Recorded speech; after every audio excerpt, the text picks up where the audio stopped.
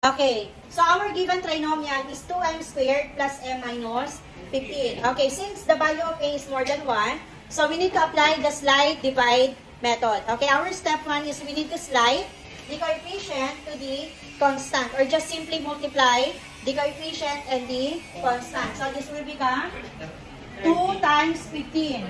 Okay, meaning si 15 ay papalitan ko na ng at mawawala ng si 2. So magiging m squared plus m minus 30. And then pwede na natin i-apply si general trinomial where a is equal to 1. Step 1, a, b, and c. Identify the value of a, b, and c. What is a? What is b? What is c? Negative 30. Okay, step 2, get the factors of negative 30. Dahil si 30 ay negative, probably ang magiging sign ng factors ay isang positive at isang negative. Di ba dalawa yung factors? Okay, kung sino yung malaki, ang sign niya ay magiging positive kasi susundin natin yung middle term. Okay, give me the factors of 30. Anyone? Yes, Iho. Ikaw na. 6 times negative 5. Okay, sino mas malaki? Si 6, kaya siya yung positive. So we have 6 times negative 5. Sa tingin ko, binigay niya na yung kasagutan sa mga tanong. Tama ba? Okay, ibig sabihin, magpo-proceed pa ba ako sa mga susunod na factor? Hindi na. Ano nang gagawin natin?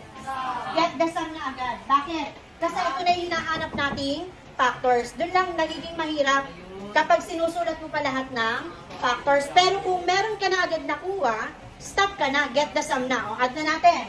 6 plus negative 5. Parehas ng sign magkaiba. Ima-minus yun. 6 minus 5. Okay, positive 1. Equal ba sa middle term? Okay, ibig sabihin, ito yung hinahanap natin factors. Ano na yung next step? Dalawang parenthesis. Inside the parenthesis, copy that given variable. M. Then what are the factors? Positive 6 and then after that, divide. Sino i-divide? Si 2. So yung minultiply natin kanina, i-divide dito sa constant. Okay. M plus, pwede bang i-divide? 6 divided by 2. Yes, 3. So pwede. Naintindihan? Multiplied by, ito, pwede bang i-divide? Okay, ano nang gagawin? Slide. So, sino yung slide?